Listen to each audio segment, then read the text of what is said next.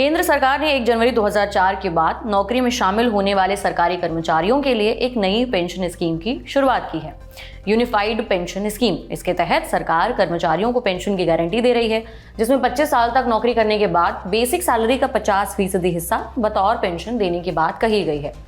कहा जा रहा है कि मोदी सरकार के इस फैसले से केंद्र सरकार के 23 लाख कर्मचारियों को फायदा मिलेगा। वहीं अगर सभी राज्य भी इस योजना को लागू करने का फैसला करते हैं तो इस स्कीम का फायदा करीबन 90 लाख सरकारी कर्मचारियों को मिलेगा। लेकिन अब सवाल ये है कि देश में करीब 5 करोड़ प्राइवेट कर्मचारी भी हैं। इनमें से करीबन 78 लाख कर्मचारियों को अभी भी 1000 रुपए प्रति माह की न्यूनतम पेंशन से ही अपना गुजारा चलाना पड़ रहा है। तो क्या सरकार इन कर्मचारियों की पेंशन को लेकर संजीदा नहीं है? क्या प्राइवेट कर्मचारियों के लिए सरकार की कोई ऐसी योजना है जो उनके बुढ़ापे का सहारा बन सके? लेकिन अब लग रहा है कि सरकार प्राइवेट सेक्टर के कर्मचारियों के लिए भी मिलने वाली जो मिनिमम गारंटीड पेंशन है उसमें इजाफा करने की दिशा में आगे बढ़ रही है। आज के खर्चा पानी में हम इसी पर विस्तार से बात करेंगे, जानेंगे कि अभी तक प्राइवेट सेक्टर के कर्मचारियों की कितनी मिनिमम पेंशन की गारंटी है और कर्मचारी संगठनों की तरफ से क्या मांगे हैं। निजी क्षेत्र के कर्मचारियों के पेंशन का पूरा कैलकुलेशन क्या है, अंशदान कैसे तय होता है, जैसी तमाम चीजें जानेंगे।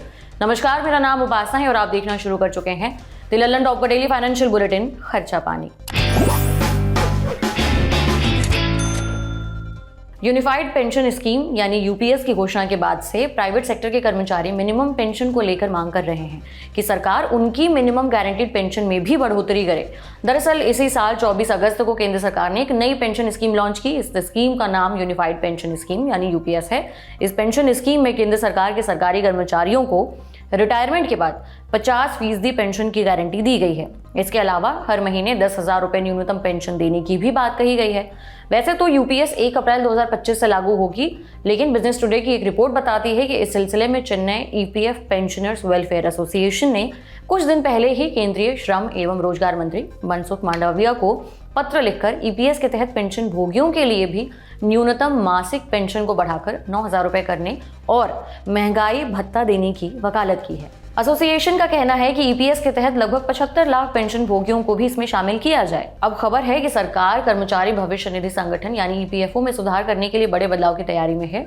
टाइम्स ऑफ इंडिया की एक रिपोर्ट में कहा गया है कि केंद्र सरकार ईपीएस के तहत आने वाले प्राइवेट कर्मचारियों की न्यूनतम पेंशन को मौजूदा 1000 रुपए से बढ़ाए जाने की दिशा में तेजी से काम कर रही है। इसके अलावा रिपोर्ट में सूत्रों के हवाले से कहा गया है कि श्रम मंत्री ने रिटायरमेंट के समय पैसे निकालने को आसान बनाने का सुझाव दिया है ताकि उनकी पर्याप्त फाइनेंशियल प्लानिंग सुनिश्चित हो सके और अंशधारक अपनी सालाना पेंशन राशि में बदलाव कर सके। हाल ही में सरकार की ओर से इसके लिए ईपीएफओ की वेबसाइट को और ज़्यादा बेहतर बनाने का आदेश भी जारी हो चुका है। रिपोर्ट में कहा गया है कि सरकार चाहती है कि ईपीएफओ का सिस्टम कर्मचारियों की परेशानियों को दूर करने लायक बने।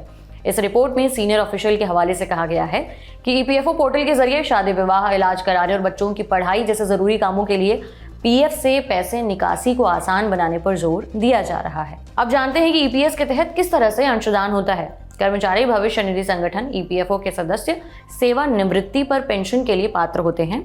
मौजूदा नियमों के अनुसार कर्मचारी की बेसिक सैलरी प्लस महंगाई भत्ता यानी डीए का 12% हिस्सा हर महीने कर्मचारी के पीएफ अकाउंट में जमा होता है। उसमें से कर्मचारी का पूरा हिस्सा ईपीएफ में जाता है, जबकि कंपनी वाला हिस्सा 12% वो 2 हिस्सों में बढ़ता है, जिसमें से 8.33% कर्मचारी पेंशन योजना यानी कि ईपीएस और बाकी 3.6% ईपीएफ में जाता है। ये ध्यान देने योग्य है कि ईपीएस के लिए 8.33% का योगदान अधिकतम 15,000 रुपए तक ही सीमित है, चाहे कर्मचारी का वेतन कितना भी ज्यादा क्यों न हो।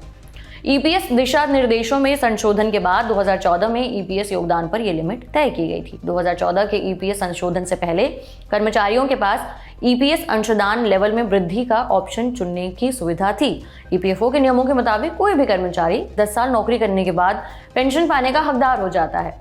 ये योजना 58 साल की उम्र तक पहुंचने वाले पात्र कर्मचारियों को पेंशन लाभ की गारंटी देती है। सितंबर 2014 में केंद्र सरकार ने कर्मचारी पेंशन योजना यानी कि ईपीएस 1995 के तहत आने वाले पेंशन भोगियों के लिए न्यूनतम पेंशन 1000 रुपए प्रति माह तय करने की घोषणा की थी।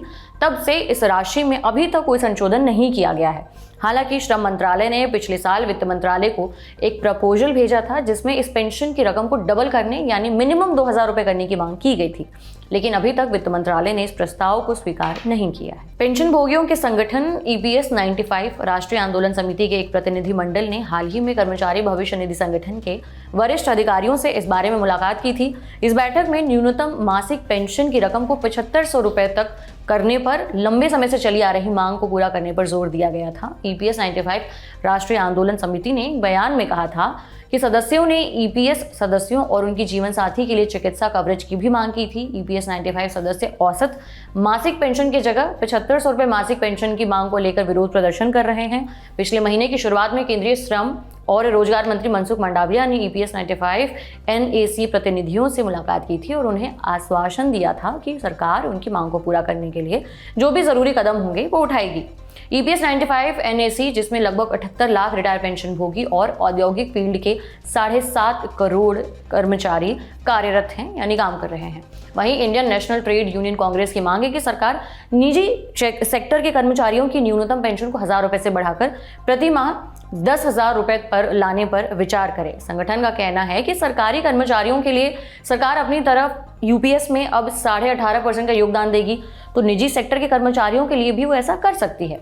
बता दें कि निजी सेक्टर के कर्मचारियों की न्यूनतम पेंशन की मांग पर वित्त मंत्रालय वर्षों से विचार कर रहा है। वित्त मंत्रालय की दलील रही है कि इस 1000 रुपए की न्यूनतम पेंशन को सुनिश्चित करने के लिए सरकार पर सालाना 4000 करोड़ रुपए का बोझ आता है और ये राशि बढ़ती है तो ये बोझ और ज्यादा बढ़ जाएगा।